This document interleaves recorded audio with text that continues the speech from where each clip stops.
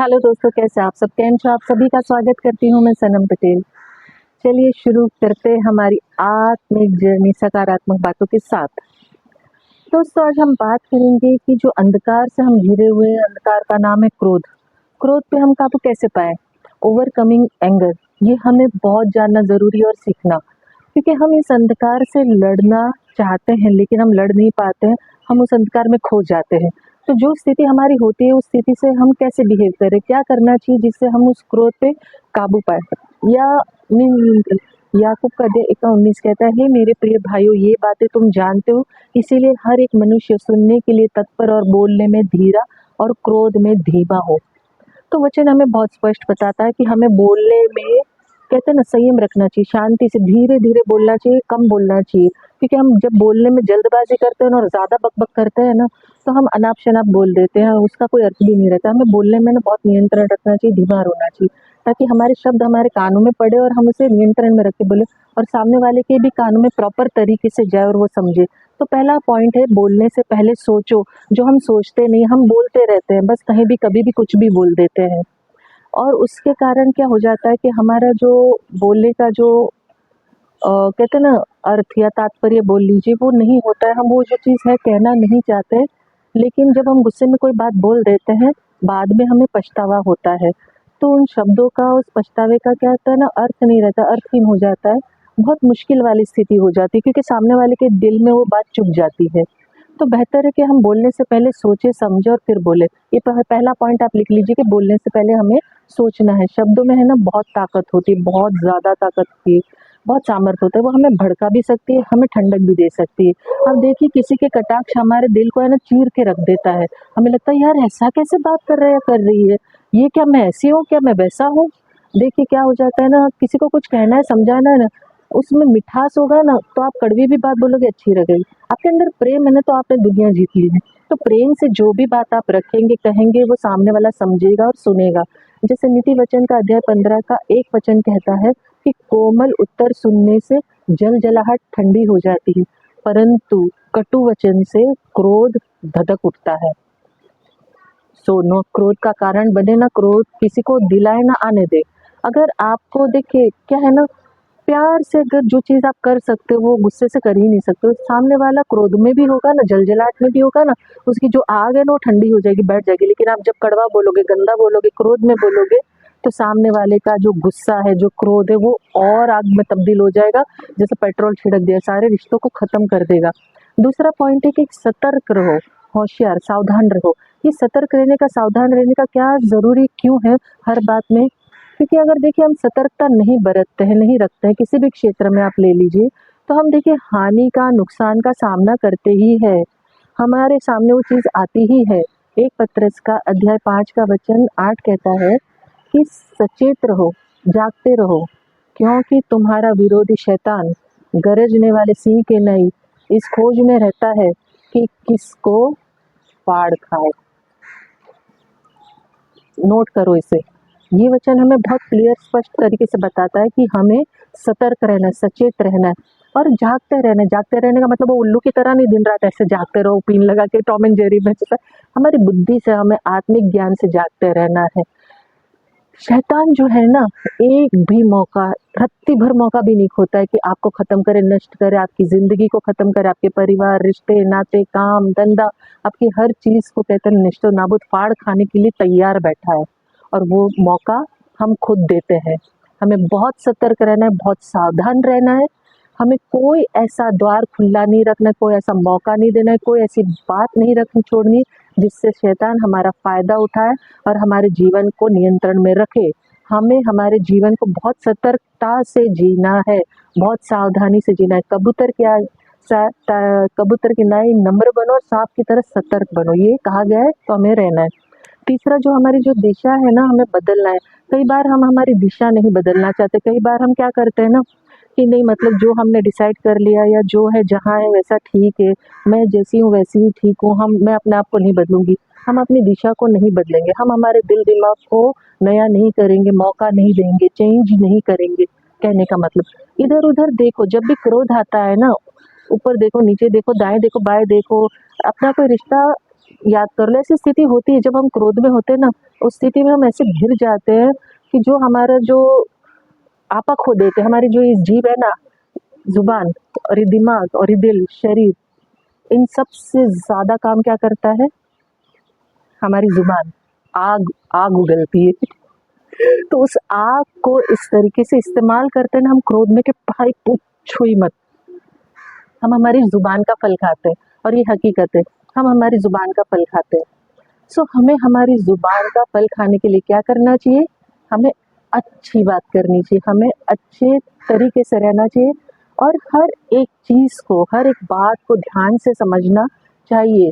जब भी क्रोध आए उस स्थिति में हमें इधर-उधर देखना चाहिए, हमारे ध्यान को हमें भटका देना चाहिए, गलत वे में नहीं, सही वे में, या हम जिससे ज़्यादा प्रेम करते हैं उसे हमारे दिमाग में लेना चाहिए। सबसे पहले तो मसीह, फिर माता-पिता, पति-पत्नी, दोस्त, भाई-बहन। तो हमारा जो क्रोध है ना उस पे से ध्यान हट के हमारी जो ज़ुबान जो कड़वा बोलती है ना, आग उगलती है ना, वो कंट्रोल में आ जाएगी। हमारा जो दिल, दिमाग, शरीर जो है ना, ये एक ज़ुबान के कारण जो काम करने में पीछे हट जाता है ना, वो आगे आ जाएगा क्योंकि हमने क्रोध को जगह नहीं दी, स्पेस नहीं दी। ऐसी स्थिति, ऐसी दिशा में हमें दिशा बदल देनी है। काबू लाने के लिए इस पर दिशा को बदल देना है हमें। चौथा, हर दिन मसीह को पहन ले। अब बहुत लोग बोलेंगे मसीह को कैसे पहन ले, वो क्या कपड़ा है? उसको कैसे पहन सकते हैं? जिसे पहना जा सकता है वो कोई कपड़ा तो है नहीं। जी हाँ, हम मसीह को पहनने का जो अर्थ है ना, बहुत सिंपल है, बहुत ही कहते हैं ना आसान है एक्चुअली। वचन बताता है हमें इफिसियों अध्याय 4 का 23 और 24, और अपने मन के आत्मिक स्वभाव में नए बनते जाओ और नए मनुष्यत्व को पहन लो जो परमेश्वर के अनुसार सत्य की, धार्मिकता की और पवित्रता में सुरजा गया है। सो अगर हम हमारे स्वभाव को, हमारे मन को बदलते, हमारा स्वभाव आत्मिक होता है, हमारी स्वभाव में नम्रता और प्रेम भरा हुआ होता है, उसे कहता है मसीह को पहन लेना। क्योंकि यीशु मसीह बहुत ही नम्र था, बहुत प्रेम से भरा हुआ था, इसीलिए तो अपना स्वर्ग का राज्य छोड़ के इस संसार में हम पापियों के लिए आया, साधारण मनुष्य बन के। इससे बड़ी सिंपलिसिटी क्या हो सकती है? उसके देख को हम जीवन जीना सीखना चाहिए। हमें मसीह को पहनने का अर्थ ये है कि हर दिन जब हम प्रार्थना करते, विनती करते हैं, तो ये ज़रूरी कि हम कहें कि हमें प्रभु मसीह का हृदय दो। हमें मसीह का हृदय मिलता है ना, वो सबसे प्रेम करना जानता है, माफ़ करना जानता है। जब हम उसकी धार्मिकता को पहनते हैं ना, तो हम क्रोध पर काबू पा लेते, नियंत्रण पा लेते हैं। हम क्रोध में कहते हैं ना पाप नहीं करते। आपको ये सामने वाले को हम चोट नहीं पहुंचाते हैं। देखिए, मसीह ने कभी ये नहीं कहा किसी को भी कि मतलब कि जब तक वो इस धरती पर था किसी को चोट नहीं पहुंचाई, किसी को दुख नहीं पहुंचाया, किसी को कष्ट में नहीं डाला। लोगों ने उसको दुख पहुंचाया, लोगों ने उसको अपमानित किया, लोगों ने उसके ऊपर थुकाया, नकारा है, उसे तुच्छ जाना, बदतमीजियां किए, हर तरीके से, जो आज भी बहुत लोग करते हैं। लेकिन मसीह ने सिर्फ प्रेम दिया है।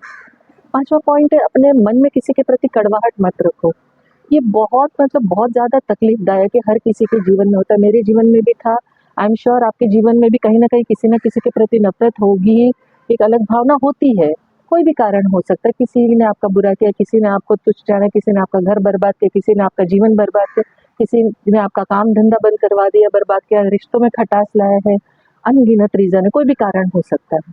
तो अपने मन में कहते हैं ना किसी के प्रति कड़वाहट मत रखो। जब हम किसी के प्रति कड़वाहट रखते हैं ना, तो क्रोध और कुड़कुड़ाहट से भरा रहता है हमारा अंदर।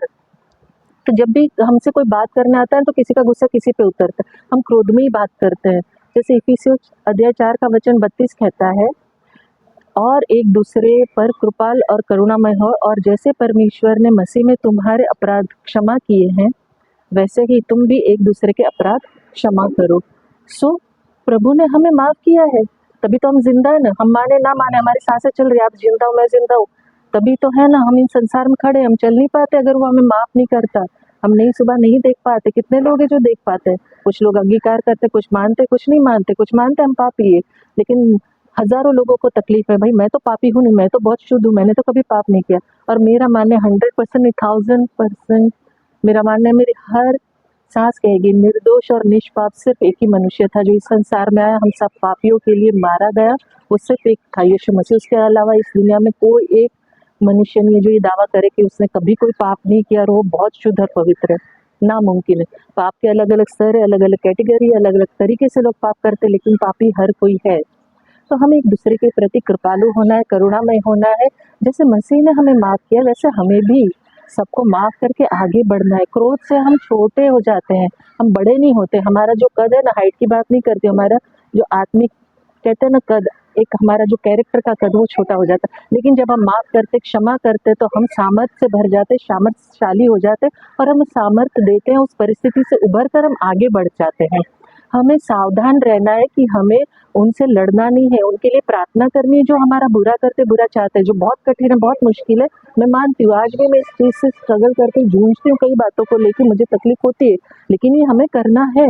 हम खुद जहर पीकर और चाहेंगे सामने वाला, मतलब जहर मैंने पिया है और मैं चाहूँ कि सामने वाला मर जाए, भाई ऐसा तो नहीं होता है ना। अगर जहर मैंने पिया है तो मरना तो मुझे ही पड़ेगा ना। अगर क्रोध मैंने किया है तो मेरा ही जीवन नष्ट होगा ना। अगर मैं माफ़ नहीं करूँगी तो मुझे भी माफ़ी नहीं मिलेगी। तो बात बहुत सिंपल सी है कि हमें माफ़ करना है ताकि हमें भी माफ़ी मिले, हमें उस क्रोध से बाहर आना है, हमें उस क्रोध के अंदर नहीं रहना है, हमें उस क्रोध से उभरना है, अपने जीवन को कहते हैं ना नाश की ओर नहीं ले जाना है। बहुत सारे लोगों को लगता है कि नहीं भाई इसमें कौन सी बड़ी बात है, कॉमन बात है, गुस्सा होना, क्रोध करना तो क्या हो गया, इसमें कोई बहुत बड़ा बात नहीं। क्रोध करना बुरी बात नहीं है, लेकिन क्रोध में पाप करना बुरी बात है, 100% बुरी बात है। क्योंकि गुस्सा आने ह्यूमन नेचर है, स्वाभाविक है, सबको आता है। लेकिन गुस्से में हम जो चीज़ें कर जाते हैं क्रोध में, वो हमें नहीं करनी चाहिए। तो क्रोध करना बुरी बात नहीं, लेकिन क्रोध में पाप करना बुरी बात है, बहुत ज़्यादा बुरी बात है, बहुत ज़्यादा बुरी बात है। तो क्रोध पे हमें पाप नहीं करना है। क्रोध करना एक लिमिट होती है, भाई गुस्सा आया उसे छोड़ दो, खत्म करो। कहते हैं ना सूरज उगा उसके साथ झगड़ा हुआ, सूरज ढलने तक खत्म कर दो। हम नहीं मानते किसी बात को, लेकिन हमें कहते हैं ना सहमति नहीं होती, लेकिन बातचीत करके उसे सॉर्ट आउट करो। अनाप शनाप बात कह के उसका मन दुख करके, उसको गलत साबित करके, नुकसान पहुंचा के, बहुत लोग हैं नुकसान पहुंचाते हैं, मैं डिनाई नहीं करूंगी। ये संसार पूरा अभिलाषाओं से, लालच, छल कपट से भरा हुआ है। लेकिन हमें कोशिश करनी चाहिए कि हमारी तरफ से किसी को कोई नुकसान ना हो, कोई दुख ना पहुंचे, कोई ठेस ना पहुंचे। क्योंकि हमारी आत्मा जब शुद्ध रहेगी ना, हम क्षमा करेंगे और पाप क्रोध से हम छल कपट, छल छलावे से दूर रहेंगे, तो हम परमेश्वर के निकट रहेंगे। हम जो बोलेंगे ना वही पाएंगे। हमारी जो जुबान है ना, जो हम कहते हैं वही फल हमें मिलता है। ये मैं बहुत बार बोल चुकी हूँ, दोबारा बोल रही हूँ कि हम जो कहेंगे उसी का फल हम खाएंगे। हम आशीष देंगे, आशीष पाएंगे, और इसे कोई बदल नहीं सकता। ये सच है, सच को कहते हैं कोई नहीं बदल सकता। और हम क्यों किसी से बदला लेने के लिए तत्पर है? फिर सामने वाले में और हम में क्या फर्क रह जाता है? रोमी होते हैं 12 का वचन 19 कहता है, हे प्रियो अपना पलटा ना लेना, परंतु क्रोध को अवसर दो, क्योंकि लिखा है पलटा लेना मेरा काम है, प्रभु कहता है मैं ही बदला लूंगा।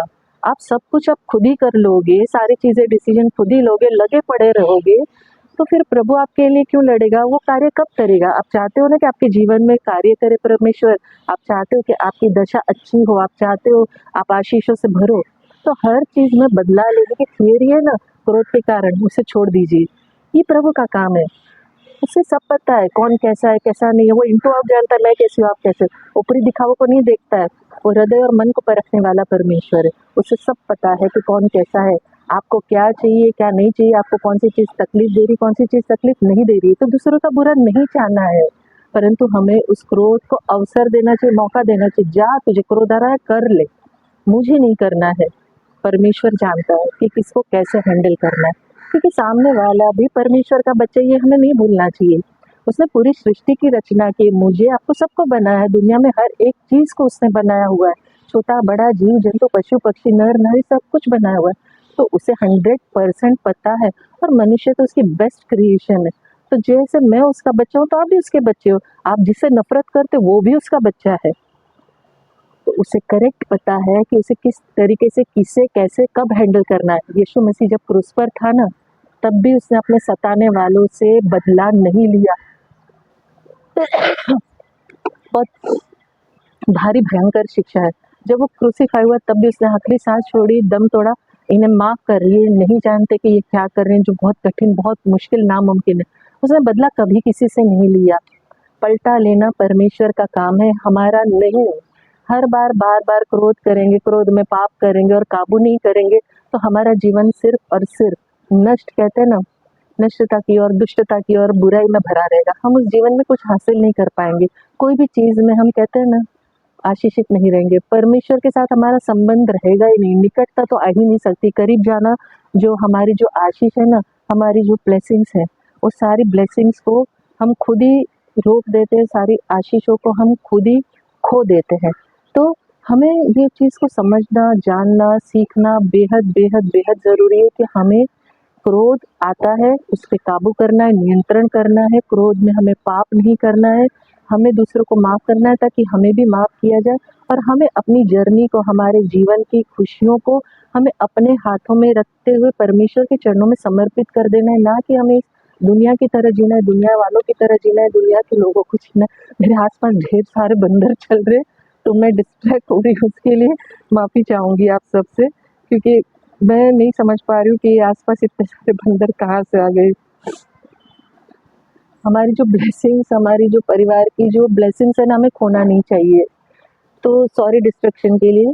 हमें वो काम नहीं करना चाहिए जिससे हम परमेश्वर से दूर हो जाए, परमेश्वर के आशीष से दूर हो जाए, हम हमारे आशीषों को खो दें और हम हमारे अपनों के आशीषों को खो दें। सबसे मेजर बात तो है, परमेश्वर को परमेश्वर का कार्य करने दीजिए और परमेश्वर जो वचन हमें कहता है हमारे जीवन के लिए, उस वचनों को हम मनन करें, माने, आज्ञा पालन करें और बार बार क्रोध में पड़ के पाप ना करें। और जब हमें समझ में नहीं आ रहा है ना कि नहीं, मुझसे काबू नहीं हो रहा है, मैं गुस्से पे काबू नहीं कर पा रही हूँ या कर पा रहा हूँ, तो मदद मांगो परमेश्वर से, प्रार्थना करो। प्रार्थना सबसे बड़ा हथियार है अपने पास। और जो आपके करीबी हो, जो मतलब अच्छी सलाह देता हो, आपके माँ बाप हो, कोई भी हो, आपकी कलीसिया के लोग हों, आपका कोई दोस्त हो जो अच्छा हो, जिसका चरित्र अच्छा हो, जिसकी संगति अच्छी हो आपके लिए, उससे सलाह ले कि भाई मैं क्या करूँ, मुझसे काबू नहीं हो पा रहा। जो जवाबदार इंसान हो, जो प्रेम से भरा हो, जिसके अंदर नम्रता हो, जिसमें मतलब कहते हैं ना प्रभु का भय होना बहुत ज़्यादा ज़रूरी। तो आप परमेश्वर के बच्चे से जब बात करेंगे तो आपको सब सच समझ में आ ही जाएगा। तो क्रोध में काबू पाने का आपको रास्ता मिल ही जाएगा। सो हमें हमारे क्रोध पे काबू पाने के लिए बहुत ही सरल जो बताया है, आपको याद रखना है कि बोलने से पहले सोचना है, सतर्क रहना है, सावधान रहना है, हमारी दिशा जो गुस्से की है उसे बदलना है, हर दिन मसीह को पहन लेना है, अपने मन में किसी के भी प्रति कड़वाहट नहीं रखनी है। तब हम हमारे क्रोध पे काबू पा लेते हैं। आप इन चीज़ों को अपने जीवन में उतार लीजिए, उस पे मनन कीजिए और क्रोध को स्पेस मत दीजिए, मौका मत दीजिए जिसके कारण आपके जीवन से, आपके अपनों के जीवन से शैतान खिलवाड़ करे और आपके आशीष चले जाए। हम प्रभु के बच्चे हैं, हमें ये याद रखना है, हमें कोई भी ऐसा अवसर, कोई भी ऐसा मौका नहीं देना है। और जैसे मैं आखिर में अंत में कहती हूँ, मैं दिल से चाहती हूँ आप खुश रहें, अपनों को खुश रखें और हमेशा मुस्कुराते रहें। शांति, शालोम और सलाम आपके नाम।